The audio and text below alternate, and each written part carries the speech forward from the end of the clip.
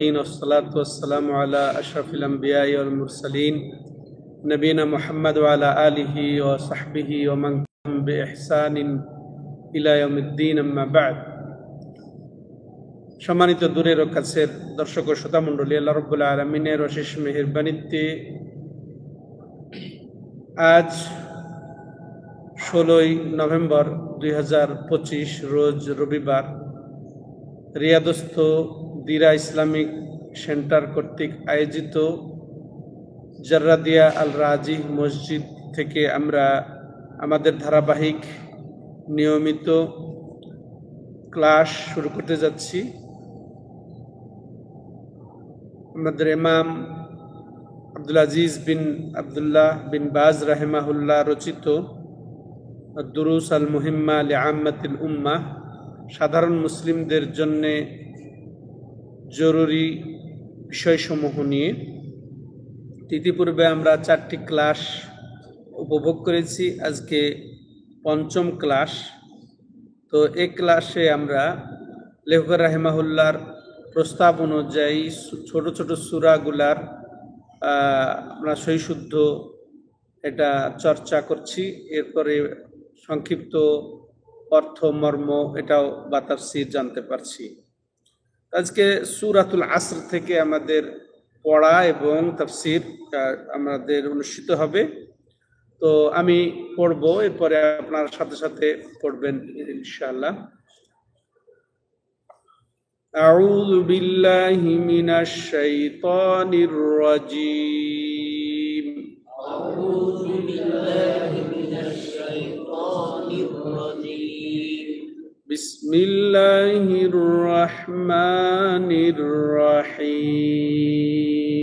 বিসমিল্লাহির রহমানির রহিম। ওয়াল আসর ইন্নাল ইনসানা লাফি খুসর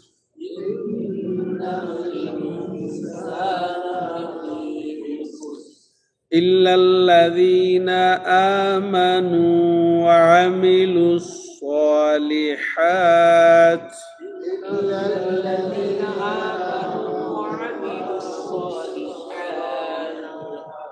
وتواصوا بالحق وتواصوا بالصبر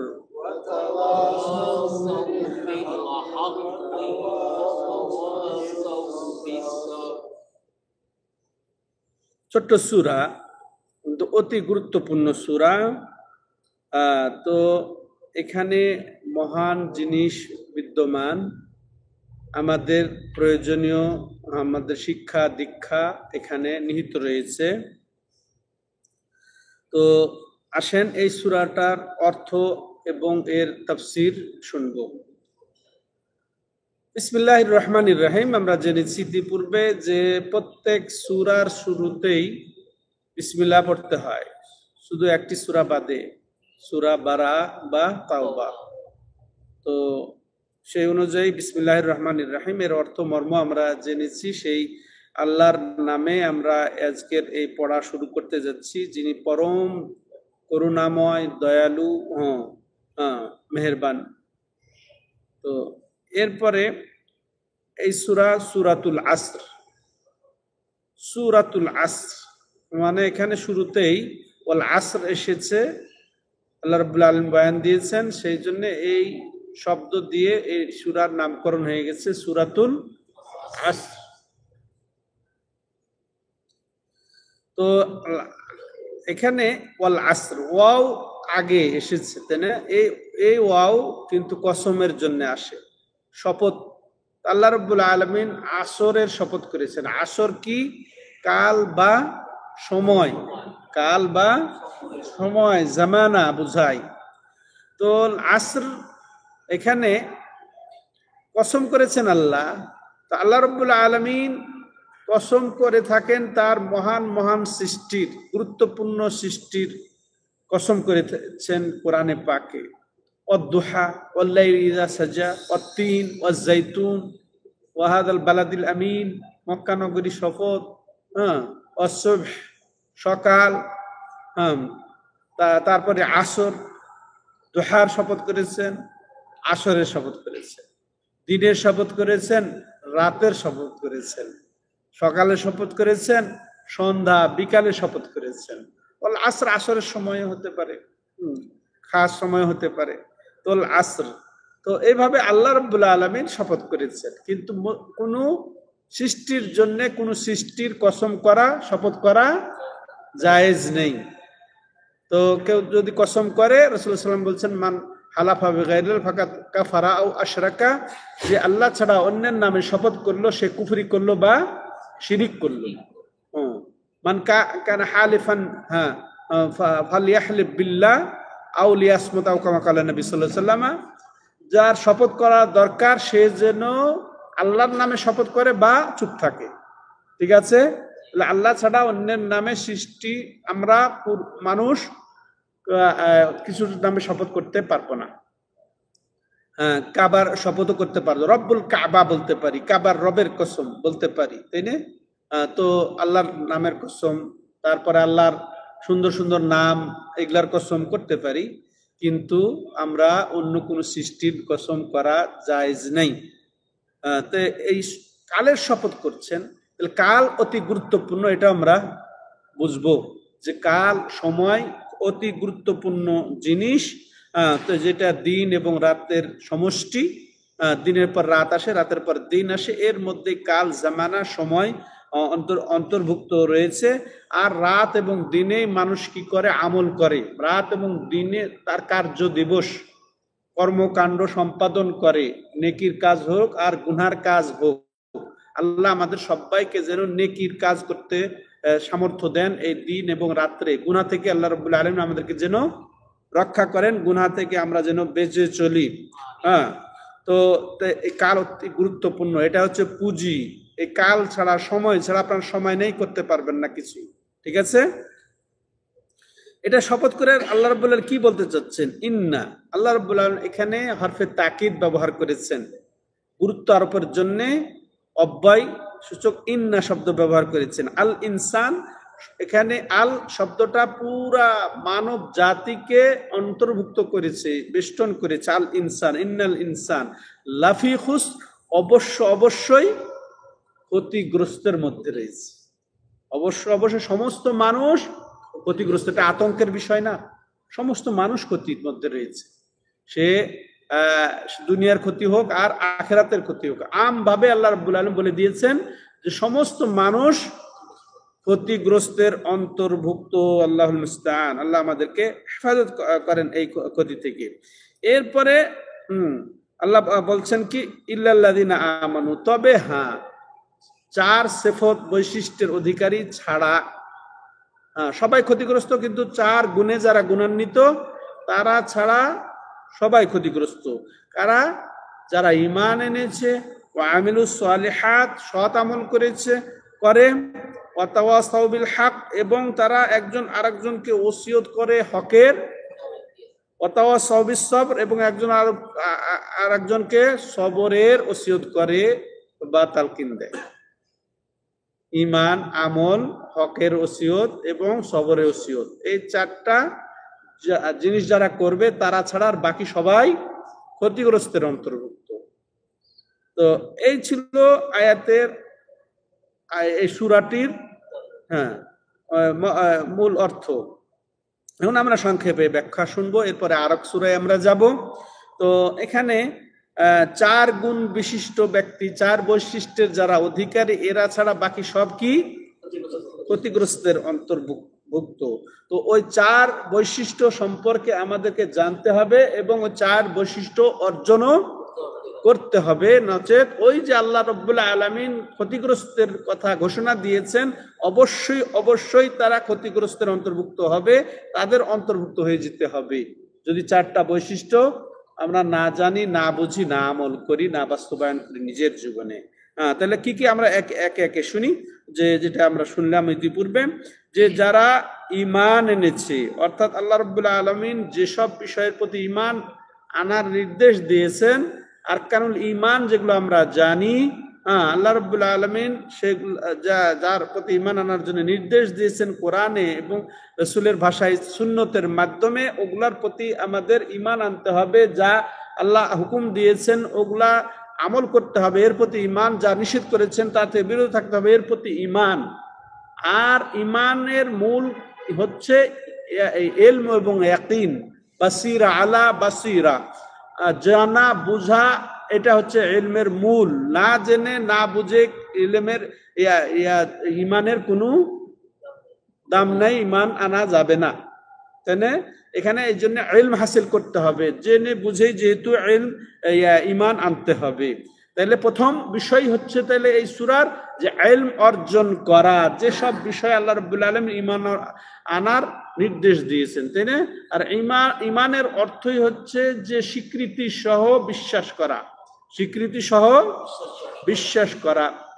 সেটা বিশ্বাস অন্তরের, আর মৌখিক স্বীকৃতি, আর এটা কাজে পরিণত করা, আমল করা। এই ঈমান, এই অন্তরের ঈমান, মুখের সাক্ষ্য, এর দাবি হচ্ছে সালাত, যাকাত, সিয়াম, হজ।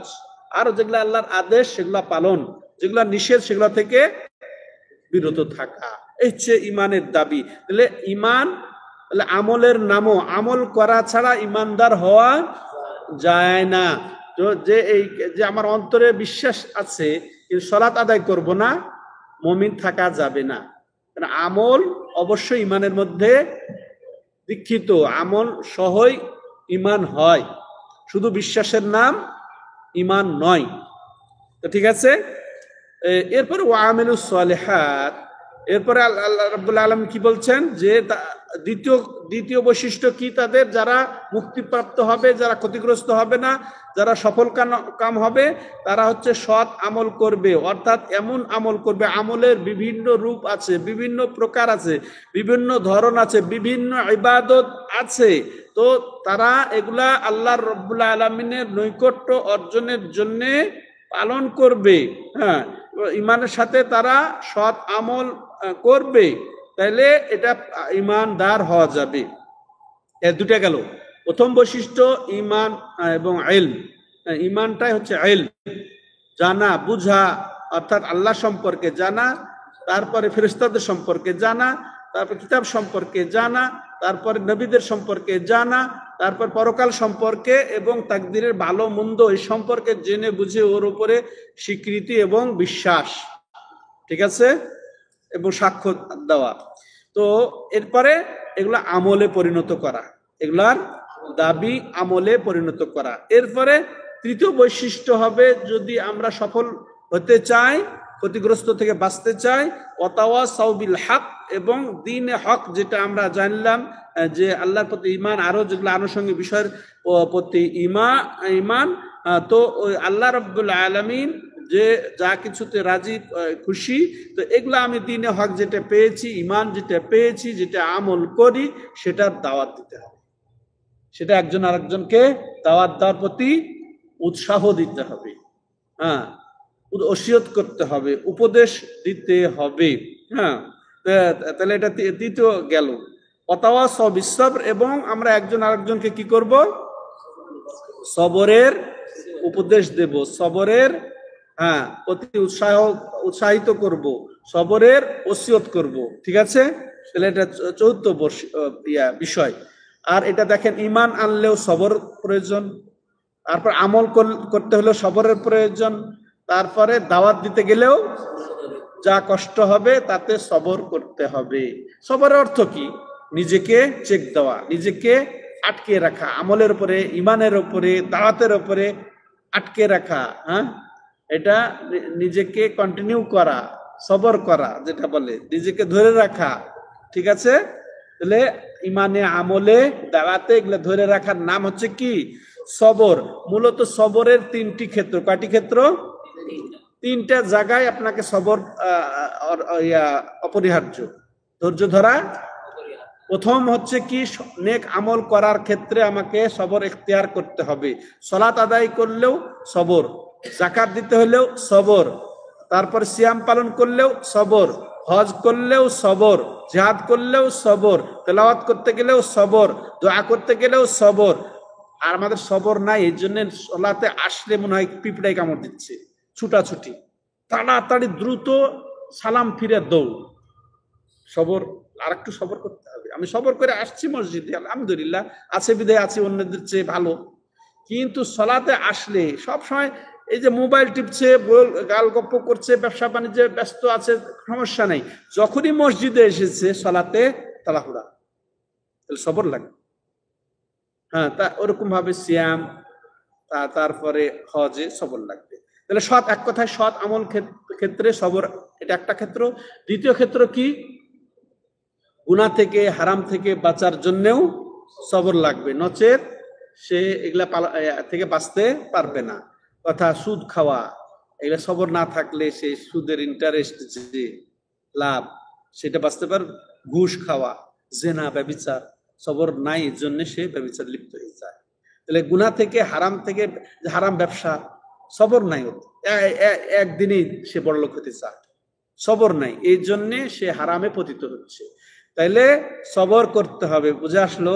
সবর করতে হবে কিসের ক্ষেত্রে? গুনাহ থেকে, হারাম থেকে বাঁচার ক্ষেত্রে। দ্বিতীয় ক্ষেত্র গেল, এক নেক আমল করার ক্ষেত্রে, দ্বিতীয় এর বিপরীত গুনাহ থেকে, হারাম থেকে বাঁচার জন্য সবর। তৃতীয় কি? যে ভাগ্যে যা ঘটে যায়, ক্ষতি, মানে ব্যবসায়িক ক্ষতি, সবর করতে হবে। আল্লাহ পরীক্ষা করছে না, হা হুতাশ করলে চলবে না, তাই না? তারপরে ছেলে মারা গেছে, স্ত্রী মারা গেছে, বাবা মারা গেছে, মা মারা গেছে, সবর।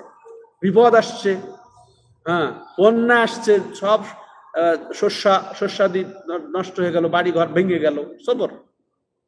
এটা ভাগ্যে আছে, ভাগ্যে যা আছে এগুলা ঘটে গেলে, এটা সবরের কয়টা ক্ষেত্র? তিনটি। সৎ আমলের ক্ষেত্রে, গুনাহ থেকে বাঁচার ক্ষেত্রে, আর ভাগ্যে যা ঘটেছে সেগুলা থেকে ক্ষেত্রে। তাহলে এই একটা গুরুত্বপূর্ণ সূরা আমরা শেষ করতে যাচ্ছি। তো এই সূরা সম্পর্কে ইমাম শাফি রাহিমাহুল্লাহ চমৎকার বলেছেন, লাউ ফাক্কারান নাসু ফি হাযিহি সূরা লাকাফাতহুম, এই সূরার মধ্যেই যদি কেউ গবেষণা করে, চিন্তা ভাবনা করে, তাহলে এই সূরায় তার জন্য যথেষ্ট। অর্থাৎ কিসের ক্ষেত্রে যথেষ্ট? তার উপদেশ গ্রহণের জন্য, তার কি করণীয়, তার কি বর্জনীয়, হারাম থেকে বাঁচার জন্য এই সূরায় যথেষ্ট, সৎ আমল করার জন্য এই সূরায় যথেষ্ট। এই সূরায় তাকে কল্যাণের দিকে নিয়ে যাবে, যাবতীয় যত প্রকার কল্যাণ ইবাদত তার দিকে নিয়ে যাবে। তাহলে এই একটি সূরা গেল। আল্লাহ আমাদেরকে তৌফিক দান করেন। এই সূরার শিক্ষা মূলত কয়টি? যে আমরা তিনটি বৈশিষ্ট্যের অধিকারী যেন হই, ইলম অর্জন করি, আর আমল করি, দাওয়াত দেয় এর, এবং সবর করি। ঠিক আছে, আল্লাহ তৌফিক দান। হাদা ওয়া সাল্লাল্লাহু আলা নবিনা মুহাম্মদ ওয়া আলা আলিহি ওয়া সাহবিহি আজমাইন। এরপরে আমরা দ্বিতীয় সূরা শুরু করব, সূরাতুল হুমাযাহ। আমি পড়ি, আগের মতো আপনারা আমার সাথে সাথে পড়বেন। বিসমিল্লাহির রহমানির রহিম। বিসমিল্লাহির রহমানির রহিম। ওয়াইলুল লিকুল্লি হুমাযাতিল লুমাযাহ। ওয়াইলুল লিকুল্লি হুমাযাতিল লুমাযাহ। الذي جمع مالا وعدده. الذي جمع مالا وعدده. يحسب أن ماله أخلده.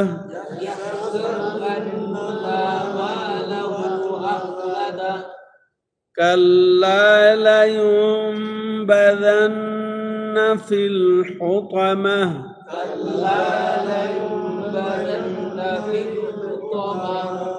وما أدراك ما الحطمة.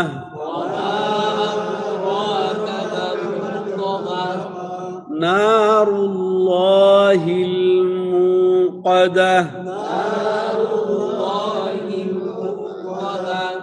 التي تطلع على الأفئدة.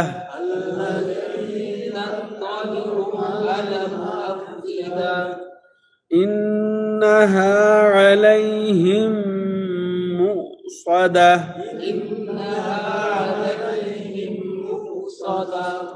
ফি আমাদিন মুমাদ্দাদাহ। সূরাতুল হুমাযা, কারণ হুমাযা শব্দটা এসেছে প্রথম আয়াতেই, এই জন্য এর নামকরণ হয়েছে সূরাতুল হুমাযা। তো আমরা এর সরল অর্থ শুনি, ওয়াইলুল লিকুল্লি হুমাযাতিল লুমাযা, মানে ধ্বংস হোক, খারাপই হোক কার জন্যে, যে বেশি বেশি মানুষকে তিরস্কার করে, দোষারোপ করে, কথায়, কর্মে, ইশারায়। হুমাযা, আচ্ছা। আল্লাযী জামা মালাও ওয়া আদ্দাদা, ওই সমস্ত লোক বা ও যে কি করে, সে মাল খালি জমাই করে, দুনিয়াদার, মাল মাল মাল, মালি মালি, খালি মাল মালি করে, খালি অর্থ অর্থই করে। ওয়া আদ্দাদা, এবং গুনে গুনে রাখে। ইয়াহসাবু আন্না মালাহু,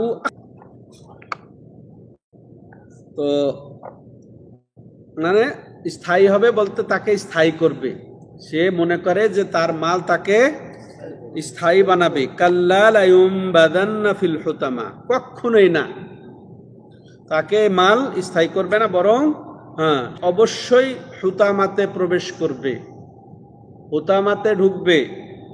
ওয়ামা আদরাকা মাল হুতামা, আল্লাহ নবী সাল্লাল্লাহু আলাইহি ওয়াসাল্লামকে বলছেন, হে নবী আপনি কি জানেন হুতামা সম্পর্কে? হুতামা কি? আল্লাহ নিজেই জবাব দিচ্ছেন, নারুল্লাহিল মুকাদা, এটা প্রজ্বলিত আগুন, জ্বলা আগুন।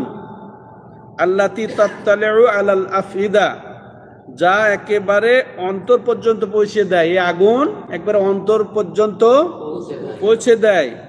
ইন্নাহা আলাইহিম মুসাদা, এরপরে জাহান্নামে যখন ঢুকে যাবে একেবারে এই আগুনকে বন্ধ করে দেয়, প্যাকেট হয়, আবরণ করে দেওয়া হয়। এরপরে ফি আমাদিম মুমাদ্দাদা, এবং তার সামনে লম্বা পিলার, লম্বা একেবারে কি বলবো ওটা, গেট, ওই একেবারে সিলগালা করে দেওয়া হয়। জাহান্নামের দরজাকে একেবারে সিলগালা করে বন্ধ করে দেওয়া হয় লম্বা লম্বা পিলার দিয়ে, যাতে বের হয়ে না, জাহান্নাম থেকে ভাগতে না পারে, পালিয়ে যেতে না পারে। কত ভয়াবহ, তাই না? আল্লাহুল মুস্তাআন। এই তো সংক্ষিপ্ত এর অর্থ হচ্ছে ওয়াইলুল ওয়াইলুল লিকুল্লি হুমাযা। ওয়াইল বলা হয় ধ্বংসকে, খারাপিকে, এমনকি এটা জাহান্নামের একটি উপত্যকা, খাল, গর্তকেও ওয়াইল বলা হয়। তো কার জন্যে? যে বেশি বেশি মানুষকে দোষারোপ করে, টিটকারি করে, কথায়, কর্মে, মুখের দ্বারা, মুখ ভেঙচি দিয়া, ইশারা দিয়া যে মানুষকে কষ্ট দেয়, দোষারোপ করে, তাহলে এর ধ্বংস হোক, এ জাহান্নামে যাক, নাউজুবিল্লাহ। এটা লানত, এটা অভিশাপ। তো তাহলে আমরা কি মানুষকে কষ্ট দিব কথায় কথায়, কর্মে, কাজে? এটার জন্য আল্লাহর লানত আছে, ওয়াইল, ধ্বংসের হুঁশিয়ারি রয়েছে। আল্লাযী জামা মালা ওয়া আদ্দাদা, আর এরা ওই সমস্ত লোকের বৈশিষ্ট্য কি? যারা নিজের মাল খালি জমাই করে এবং গুনে গুনে রাখে, যে এটা ওই দোকান থেকে, এটা ওই জমি থেকে, এটা ওই ক্যাশ থেকে, এটা ওই ফান্ড থেকে, ওই খালি গুনে, আর সে ওই দিকেই খালি ছুটে, ওই মালের দিকেই ছুটে। আর সে মনে করে যে এই মাল তাকে স্থায়ী বানায় দিবে, দুনিয়াতে আর মরবে না, এই মাল তাকে আটকে ধরবে। টাকা পয়সা আছে, একজন বলেই ফেলছে যে টাকা পয়সা দিয়ে আমার মাকে বাঁচায় রাখছি, মানে খরচ, এত খরচ করতেছে, ও দিচ্ছে আল্লাহ পয়সা ওরে, তখন করছে পয়সা দিয়ে মাকে বাঁচিয়ে রেখেছি। কথা হইলো? অসম্ভব, অসম্ভব। তাহলে তো টাকা পয়সা মরতো না, স্থায়ী হয়ে যেত টাকা পয়সা দিয়ে। তো কারণ, ফেরাউন আছে ওরা, কারণের সম্পদের কথা তো আমরা শুনে থাকি, তাহলে কেউ নেই। তো এরা মনে করছে মাল তাকে স্থায়ী বানাই দিয়ে দুনিয়াতেই রাখবে, মরতে হবে না, নাউজুবিল্লাহ। এটা হবে কি কিবার হবে? কখনোই না। সতর্ক, হুঁশিয়ারি, অবশ্যই সে প্রবেশ করবে কিসের মধ্যে? হুতামার মধ্যে। হুতামা, এই ভয়াবহতা বয়ান দিয়ে আল্লাহ নিজেই বলছেন, তুমি কি জানো হুতামা কি? হুতামা হচ্ছে জাহান্নামের একটা নাম। হুতামা সে এমন ভয়াবহ জাহান্নাম যেটা ভাঙ্গে চুরে তছনছ করে দিবে, গুড়িয়ে দিবে, কিচ্ছু রাখবে না, চুরমার করে দিবে। এই জন্য এই জাহান্নামকে কি বলা হয়? হুতামা। নাসালুল্লাহ সালাম আল আফিয়া। নারুল্লাহিল মুকাদার, এমন আগুন যে একেবারে কলিজা পর্যন্ত, একেবারে কাল পর্যন্ত, হৃদয়, অন্তর, আত্মা পর্যন্ত জ্বালিয়ে দিবে, পৌঁছে যাবে ওই আগুন। নাউজুবিল্লাহ। কত ভয়াবহ এই যে দোষের কারণে। আর এটা প্রজ্বলিত আগুন, আর সেই আগুনটা একেবারে অন্তর পর্যন্ত। অন্তরকে কেন এখানে উল্লেখ করা হলো? মাথায় ইয়া বলা হয়নি, অন্য অঙ্গ প্রত্যঙ্গের কথা বলেন। কারণ অন্তর থেকে মানুষের সবকিছু উদয় হয়, উৎসাহ জাগে, নিরুৎসাহিত হয়। অলসতায় অন্তর থেকেই অলসতা, অন্তর থেকে উৎসাহ ইবাদতের প্রতি, আল্লাহর মুখী হওয়া, নৈকট্য অর্জনের প্রতি। এই জন্যে অন্তর জ্বালিয়ে দিবে। ইন্নাহা আলাইহিম মুসাদা।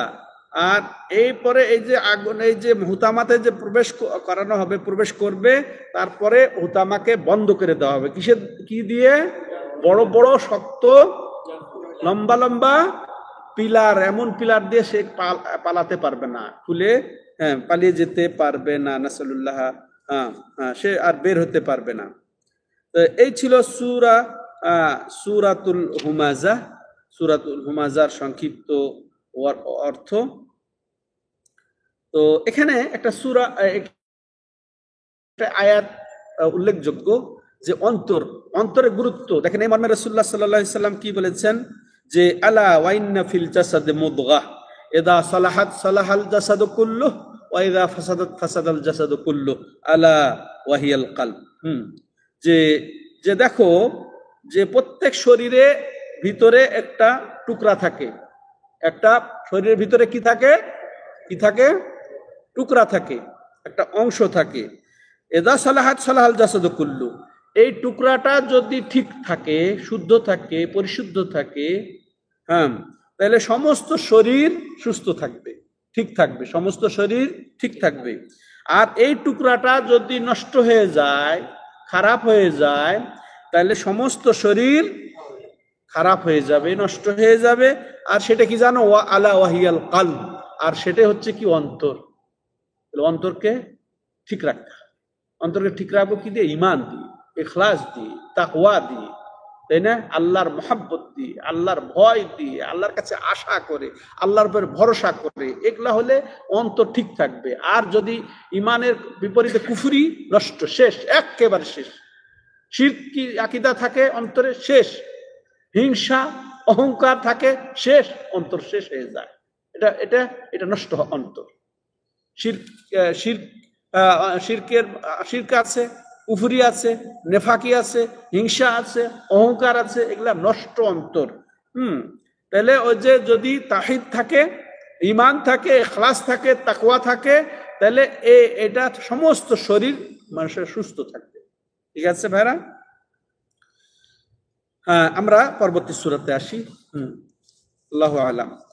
বিসমিল্লাহির রহমানির রহিম।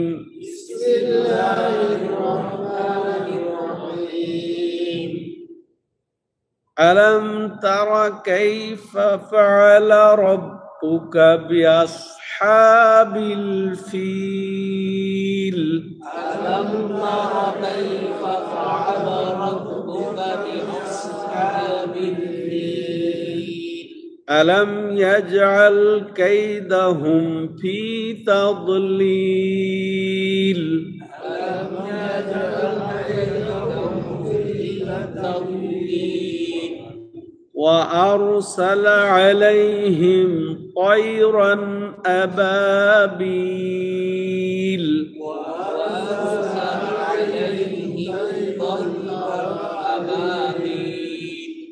ترميهم بحجارة من سجيل.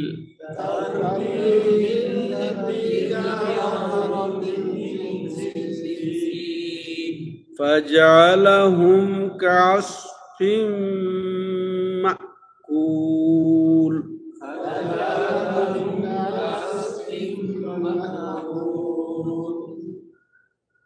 সূরাতুল ফিল, তাই না?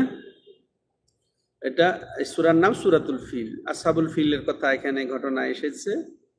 এটা ঘটনা ওই যে ওটাই আল্লাহ রাব্বুল আলামিন তুলে ধরেছেন যে আব্রাহা, ইয়ামান থেকে আব্রাহা বাদশাহ মক্কা ধ্বংস করার জন্য গেছিল হস্তি বাহিনী নিয়ে। তো ওটারই ঘটনা আল্লাহ এখানে বলে দিচ্ছে যে আল্লাহ তার নবী সাল্লাল্লাহু আলাইহি সাল্লামকে বলছেন, নবীর নাম শোনার পরে কি বলতে হয়? সাল্লাল্লাহু আলাইহি সাল্লাম। যে বলছেন আলাম তারা কাইফা ফাআলা রাব্বুকা বিআসহাবিল ফিল, তুমি কি জানো না বা দেখো নাই? বা দেখো নাই, নবী সাল্লাল্লাহু আলাইহি সাল্লাম তখন তো জন্মগ্রহণ করেন নাই, জানো না যে তোমার রব হস্তিওয়ালাদের সাথে কি আচরণ করেছেন, কি করেছেন, তুমি কি জানো না? তুমি কি শোনো নাই? ঘটনা হলো ওই বছরই নবী সাল্লাল্লাহু আলাইহি সাল্লামের জন্ম। ওই হস্তির যুদ্ধ বলা হয়, হাতির যুদ্ধের বছর। হাতির যুদ্ধ বলতে আব্রাহা যে বছর কাবা ভাঙার জন্য এসেছিল হাতি নিয়ে, দলবল নিয়ে, তো ওই বছরই নবী সাল্লাল্লাহু আলাইহি সাল্লামের জন্ম। এটাই বিশুদ্ধ। আর নবী সাল্লাল্লাহু আলাইহি সাল্লামের জন্মের এটা 12 রবিউল আউয়াল, এটা বিশুদ্ধ না। বিশুদ্ধ হচ্ছে কি, যে বছর আব্রাহা হাতি বাহিনী নিয়ে এসেছিল কাবা ধ্বংস করতে, ওই বছর নবী সাল্লাল্লাহু আলাইহি সাল্লামের জন্ম। আলাম ইয়াজআল কাইদাহুম ফি তাদলিল, তা আল্লাহ রাব্বুল আলামিন কি তার চক্রান্তকে নস্যাৎ ব্যর্থ করে দেন নাই? ওয়া আরসালা আলাইহিম তায়রান আবাবিল, আর আল্লাহ রাব্বুল আলামিন তাদের উপরে, ওদের যারা হস্তি বাহিনী লোকদের উপরে, আব্রাহা এবং তার দলবলের উপরে প্রেরণ করেছিলেন কি? তায়রান আবাবিল। তায়রান আবাবিলের অর্থ কি?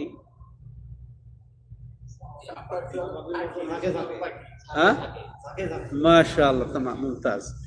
ঝাঁকে ঝাঁকে পাখি, ওটা আবাবিল পাখির নাম না। ঝাঁকে ঝাঁকে পাখি প্রেরণ করেছিলেন তাদের উপরে, নাজিল করেছিলেন। তারমিহিম বিহিজারাতিন মিন সিজ্জিল, আর তাদের উপরে নিক্ষেপ করেছিলেন যে একেবারে প্রজ্বলিত গরম পাথর, একেবারে গরম পাথর আল্লাহ রাব্বুল আলামিন তাদের উপরে নিক্ষেপ করেছিলেন। ফাজআলাহুম কাআসফিম মাকুল, যার ফলে তারা কি হয়েছিল? একেবারে ভূষিত, এই যে ঘাস খড় খেয়ে যে গরু যে খায় না, সেরকম ভূষিত চর্বিত চর্বণ করে দিয়েছিলেন আল্লাহ রাব্বুল আলামিন। এই এমন পাথর, গরম পাথর তাদের উপরে নিক্ষেপ করেছিলেন আল্লাহ রাব্বুল আলামিন, যার ফলে ওরা চর্বিত চর্বণ হয়ে গেছে, ভুসি হয়ে গেছে। একেবারে খাওয়া ভুসি, গরু ছাগলের খাওয়া ভুসি ভক্ষিত, যেগুলা ভক্ষণ করা হয়েছে, খাইয়া চাবর কাটে না, ওই রকম হয়ে গেছিল তারা। আল্লাহুল মুস্তাআন। তাহলে এই থেকে আমরা এটা জানলাম যে এটা একটা মহান, একটা ঐতিহাসিক এবং ভয়াবহ ঘটনার দিকে আল্লাহ রাব্বুল আলামিন ইঙ্গিত করেছেন। এই সূরার মাধ্যমে তাদের কিভাবে ধ্বংস করেছেন, ওটাই নবী সাল্লাল্লাহু আলাইহি সাল্লামকে স্মরণ করিয়ে দিয়ে এই সূরা নাজিল করেছেন। তো আল্লাহ রাব্বুল আলামিন আমাদেরকে তৌফিক দান করেন এই সূরাগুলোর অর্থ মর্ম জেনে বুঝে যখন সালাতে আদায় করি, তখন এগুলা যেন স্মরণকারী করে আমরা আল্লাহর প্রতি অগ্রণী হই, আল্লাহর নৈকট্য অর্জন করি। আজকে এ পর্যন্তই। হাদা ওয়া সাল্লাল্লাহু আলা নবিনা মুহাম্মদ ওয়া আলা আলিহি ওয়া সাহবিহি আজমাইন। সুবহানাকাল্লাহুম্মা ওয়া বিহামদিকা আশহাদু আল্লা ইলাহা ইল্লা আনতা আস্তাগফিরুকা ওয়া আতুবু ইলাইক।